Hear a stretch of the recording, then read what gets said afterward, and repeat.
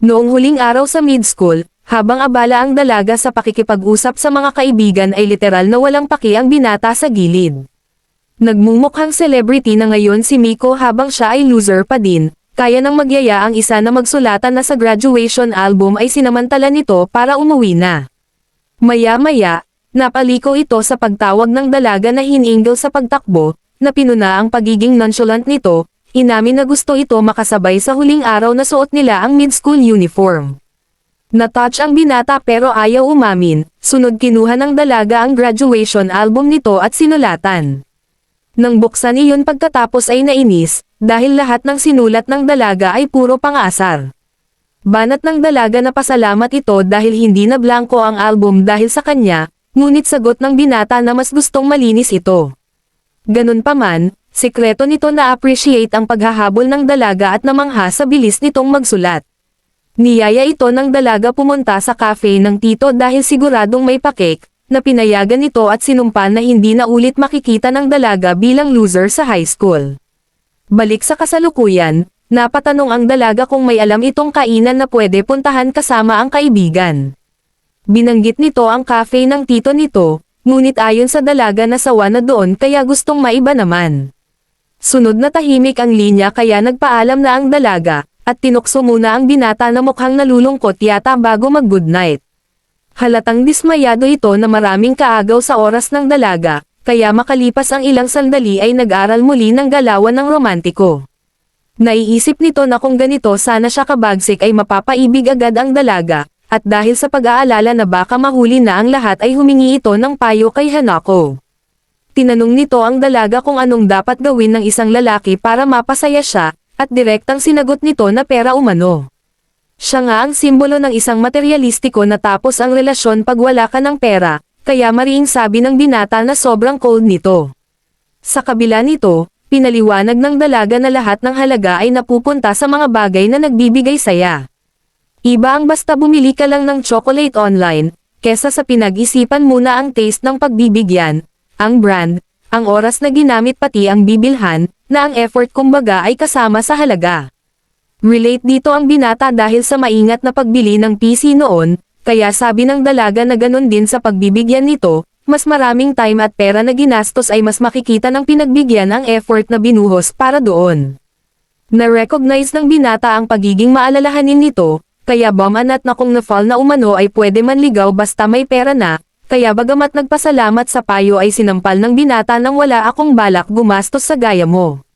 Kinagabihan, abala ang dalaga sa pagluluto ng tawagan ito ng ina na sinabing di na makakaabot, at sa kasunod tumawag ang binata. Ginawa nitong panangga ang lakad ng dalaga kasama ang kaibigan at tinuya ang kawalan nito ng ideya sa mga ganito, para mabilis makabanat na tuturuan ito kung paano at magkita na lang sa estasyon ng alas 9 sa linggo, sabay baba ng tawag. Lito di taranta ang dalaga sa ibig sabihin nito, habang makikitang napili na ng binata ang spot at naaral na din ang ilang romantiko moves, determinado na ipakita ang effort na sinabi ni Hanako at gawin itong date na hindi makakalimutan ni Miko. Balik sa dalaga, kilig malala ito sa pagiging agresibo ng binata sa laro at naalala na matagal na din sila huling lumabas ng binata. Bagamat puro reklamo at boring kasama ang binata noon, ay pangarap nito na maipanalo ng plushie ng binata at parang kitty-kitty sa sobrang kilig. Dahil matagal pa ang date ay all-in na ito para sa matinding digmaan, at determinado pabagsakin ang tuhod ng binata gamit ang charms. Sa pagsapit ng araw nag-ayos pa ang dalaga sa daan, ngunit napinsala agad nang makita ang binata na nag-aura farm. Nag-love greeting ito at napinsala ang binata. Pero matapos magtanong kung kanina pa ito ay romantiko activated at sinabing kakadating pa lang. Nahalata ng dalaga na di pa nito master ang secret technique, nang pasundan ng tanong kung talaga ba umanong tutuloy ito ng ganun ang ayos. Nainsalto ang dalaga lalo't 3 araw ang preparation sa sinuot, ngunit patuloy itong nagtaka matapos agaran pasunurin na naman ng binata. Pagdating sa tindahan ng damit, agad kinausap ng binata ang staff na siyang pinasunod ang dalaga sa fitting room. Habang naghihintay nag-aalala ang binata na baka na-offend ang dalaga, subalit sa huli ay pinili magtiwala sa turo ni Master Hanako at ng romantiko sa manga na binasa. Samantala, nag-aalala ang dalaga na baka pangit talaga ang suot habang nagulat ang isa na date pala at hindi kasal ang pupuntahan nito. Ganun pa man, matapos sabihin ng isa pa na kabado ang binata at tila gusto surprise ito, ay naisip na marahil ang outfit na taang bet ng binata kaya pumayag. Pagkalabas ay nagkahiyaan at nagkatitigan ang mga ito, sa kabaman at ang dalaga kung in love na ba ito kaya speechless. Sinagot ng binata na gumanda ito dahil sa suot na sinundan ng muling pag-alis, kaya di nakaporma ang dalaga. Pagkarating sa mamahaling restaurant ay pinagtinginan ang mga ito ng lahat, kaya grabe ang hiya ng dalaga at tinanong ang binata kung seryoso ba talaga ito. Sagot nito na dapat lang na bagay ang suot sa pinuntahan, sa kabaman at nang ang ganda mo ngayon romansa.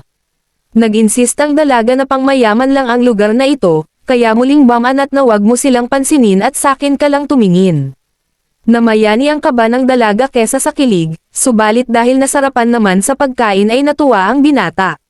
Sa panig nito ay na-appreciate ang effort ng binata sa kabila ng mga ligwak na tirada, nang biglang bamanat ito nang wag ka muna kiligin dahil marami pa tayong gagawin.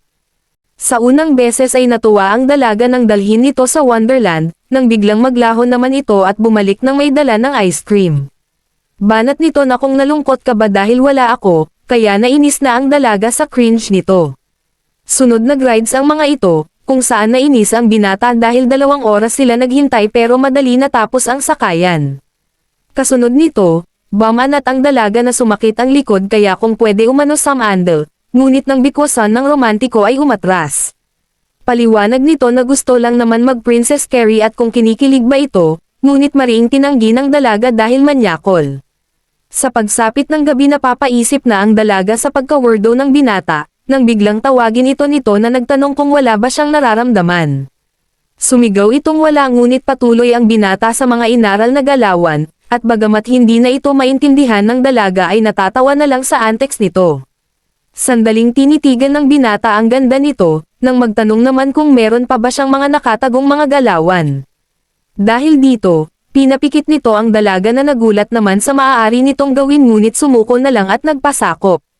Ganun pa man, imbes na halik ay nilagyan ito ng korona ng binata at sinabing sa gabing ito ikaw ay aking prinsesa. Tinanggal ito ng dalaga sa sobrang cringe kaya sagot ng binata kung kinilig ba ito, tinanggi nito kaya binalik ulit ng binata ang korona. Sinabi na ng dalaga na medyo weird ito ngayon, inamin ng binata ngunit ayos lang umano dahil may impact naman, at ang mahalaga ay maging memorable ang date para sa dalaga. Biglang sabi nito na di hahayaan makuha ng iba ang first times ng dalaga at bumagsak dahil naubos ang curse energy, kung saan nag-akala pa si Romansa sa una na espadahan na ang kasunod bago mapansin na nahimatay ito. Maya-maya ay makikita na ito na pinahiga ang binata sa MVP na unan, at nang tanungin ito kung gusto pumunta sa klinik ay sinabing kulang lang sa tulog. Nagtanong ang dalaga kung nag-games ito kaya nagpuyat, umamin na lang ang binata maski ang totoo ay dahil naghanda ng husto para sa date. Sa kabila nito, sinabi ng dalaga na marahil napagod din ito sa pagsubok ng ilang bagay at sa pag-alis sa comfort zone, sinabing hindi nito kailangan puwersahin ang sarili ng husto. Dito na naalala ng binata kung paano napag-iwanan ng dalaga at kung paanong pwede ito mawala sa kanya, kaya matapos sabihing kailangan ay sinundan nito ng pagyakap sa dalaga. Mahigpit iyon na parang pahiwatig na ayaw itong mawala, kaya kahit bamanat na kung kinikilig na ba raw ito ay alam ng dalaga, mabigat ang yakap na ito kaya sinabing hindi nito kailangan mag-alala dahil nagsaya siya ngayong araw. Nasabi na lang ng binata na wala talagang pag-asa manalo lalo na kapag lumilitaw ang mature side nito, na di niya maabot ang level nito kaya hinigpitan pa ang yakap. Sunod itong umalis para bumili ng inumin, at doon nalantad na maski ang dalaga ay napinsala din pala ng husto, na napaisip kung anong ibig sabihin ng binata sa hindi hahayaan ang iba na makuha ang kanyang first times. Dito na nito nakita ang manga na pinag-aralan ng binata, at sa pagbukas noon ay nakita lahat ng galawan na pinawalan nito kanina. Sa wakas ay napagtanto nito kung bakit weird ang binata at kung gaano kalaking effort ang binuhos nito sa date, at napapatanong na lang kung bakit ganoon kalalim ang kagustuhan nitong manalo sa laro. Nang makita ang kiss scene sa huling pahina, lito di taranta na ito sa kung paano ang gagawin sa atakeng iyon. Sa kasamaang palad, di ito nangyari at makikitang kwinanto na ng dalaga ang ganap sa date sa yumaong lola. Nang maalala nito ang yakap ay bumagsak ito sa kilig, sa isip na baka halik dapat ang orihinal na plano para doon. Sa isip nito na di naman siguro hahalik ang binata sa hindi niya gusto, at kung gagawin man iyon para sa laro ay kadiri umano pero halatang gusto naman. Sa huli, dahil maraming eksena sa manga ang ginawa na nila, napatanong ito sa lola kung paano nga kaya kung napunta sa kisin ang lahat. Sa paaralan, napansin ng binata na hindi umatake ang dalaga ngayong araw, kaya naisip nito na baka na-turn off ang dalaga sa ligwak na mga tirada. Wala naman itong balak sa kiss scene dahil di pa naabot ang pagkaromantiko, subalit nahihiya na pinahiga ng dalaga sa MVP na unan dulot ng pagiging mahina. Nang maalala nito ang init ng kanilang yakap ay nag-round 2 sa hangin, nang biglang gulatin ito ng dalaga. Marami ang katanungan na gusto nitong itanong, gaya ng sa manga, ang halik, o kung gusto siya nito, subalit dahil sa hiya ay tinanong ang binata sa patakaran ng laro. Dahil napagkasundoan nila na pwedeng gawin ng bawat isa ang kahit ano, tinanong nito ang binata kung hanggang saan ang limitasyon. Nagtaka ang binata at napaisip kung gumagana ang love game at atake ito, o kung natakot niya ito sa date kaya gusto na ng limitasyon, pero pilit-pilit sinabi na dahil napagkasundoan na gawin kahit ano ay walang limitasyon. Tinanong ng dalaga kung kasama ba doon ang ginagawa ng magkasintahan. Kabadong inamin nito kaya sambit ng dalaga na hahalik pala ito maski sa taong di niya gusto. Muntik na umamin ang binata, pero piniling sabihin na dahil ito ang kalaro at di iyon gagawin sa sino mang babae. Sa isip ng dalaga na parang confession na iyon, nang pumihit ang binata na ongoing ang laro, na ang pagpapakilig ang punto at hindi ang kung may feelings sa isa't isa. Inasar nito ang dalaga kung kinilig na sobrang kinainis nito. Sinabi sa sarili na malamang ay hindi kaya ng supot na ito ang humalik at tanga siya para maniwala. Nakipagsabayan na ito at malamang umano ay walang maaasahan na pagkaromantiko dito, at matapos ang mahabang kumpirmasyon kung limitless ba talaga ang pwede gawin sa laro ay nagkasundo. Kapwa lumilitaw ang advanced technique na gusto gamitin ng mga ito sa isa't isa, at matapos unang magtanong ang dalaga kung nagpapantasya ito ngayon ay binalik lang ng binata ang parehong tanong. Bilang unang atake hinawakan ng dalaga ang kaliwang kamay ng binata, tinago nito ang pinsala at binalik ang atake sa kaliwang kamay ng dalaga, at naging Dragon Balls na ang tema dahil kapwa gusto pakiligin ng mga ito ang isa't isa gamit ang lakas. Biglang may boses ng estudyante kaya kinabahan ang dalaga at nahila ang binata, at sa pagsubsob ng mga ito sa pader ay mabilis umalis ang binata sa takot na kinatuwa ni Miko dahil supot.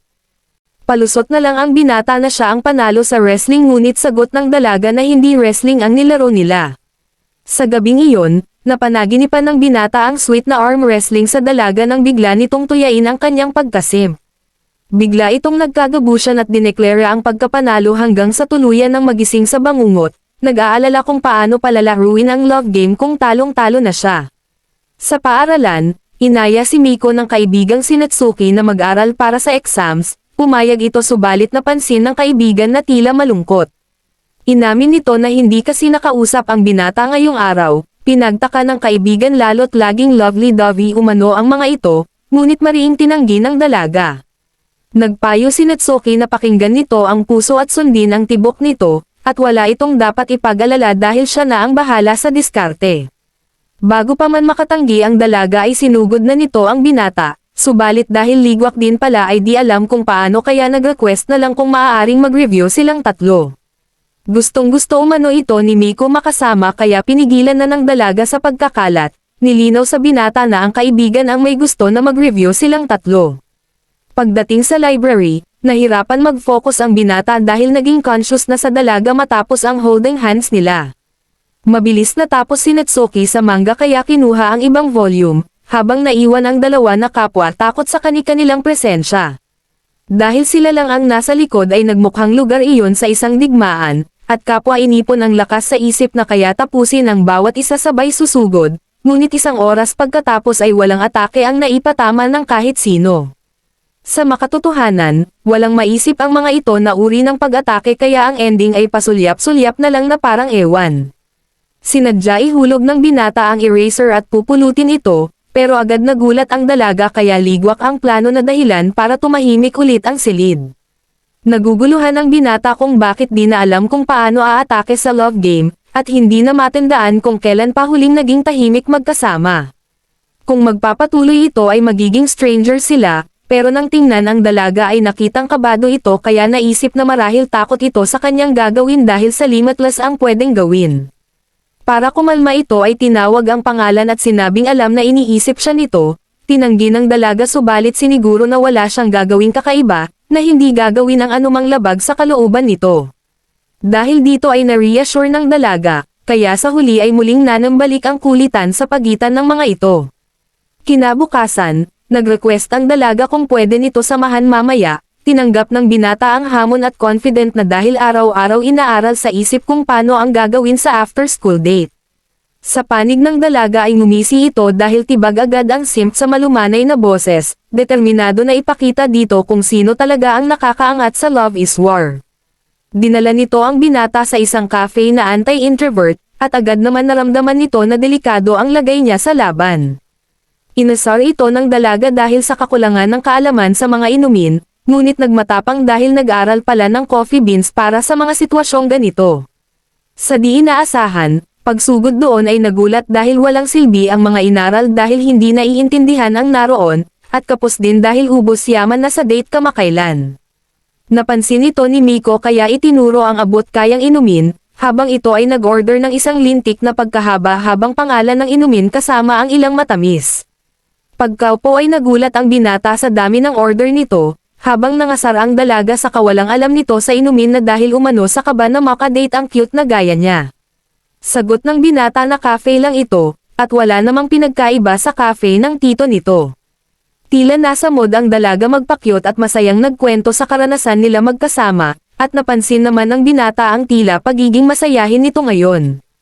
Hindi man siya interesado sa kwento ng dalaga dahil kulang ang kaalaman sa inumin o cake, ay natutuwa na makita itong ganito kasaya. Maya-maya, nagkunwari ang dalaga na busog na para maibigay sa binata ang burger, tumanggi ito sa una pero sumukol din sa huli at nasarapan sa burger. Natuwa ang dalaga na nagustuhan nito ito, dahil ang totoo ay gusto nito bumawi sa nakaraang date kung saan napagastos ito. Alam nitong matigas ang ulo ng binata na hindi tatanggap ng kapalit paghayagan, at natumbukan naman nito. Sunod na pansin ng binata ang nakasulat sa inumin ng dalaga na gusto ko ang pigtails na yan, pinaliwanag ng dalaga na pakulo ito ng barista at saka inasar ang binata kung na-touch pero wala epekto. Nang basahin ang sa binata ay nakita ang salitang ang sweet niyong magkasintahan na puminsala sa mga ito, saka para timang ang dalaga nagtanong sa masasabi nito na timang sumagot na okay lang. Inamin ng dalaga na na-touch sa pakulong ito sunod may sinulat at ibinigay sa binata. Nakasulat doon ang salitang ang cute mo pag nag-switch sa nakasimangot patungo sa nakangiti, at habang nahihiya ito ay nangasar ang dalaga kung kinilig ba. Sinubukan din itong magsulat para sa dalaga, subalit nang ibigay nito ay hindi maintindihan ng dalaga kung ano iyon. Pinaliwanag nito na ang dalaga iyon, dahil isip bata na tinatago ang hairband sa buhok. Iyon ang rason kung ba't nakapusog ito at bamanat na maganda ang hairstyle nito. Na-appreciate ng dalaga ang effort nitong gumuhit kahit di marunong, pero pinuna sa pagguhit sa likod ng resibo nito. Nagpaalam ang binata magbanyo, at sa sandaling iyon ay kapwa sinamantala ang pagkakataon upang maitago ang munting papel bilang remembrance.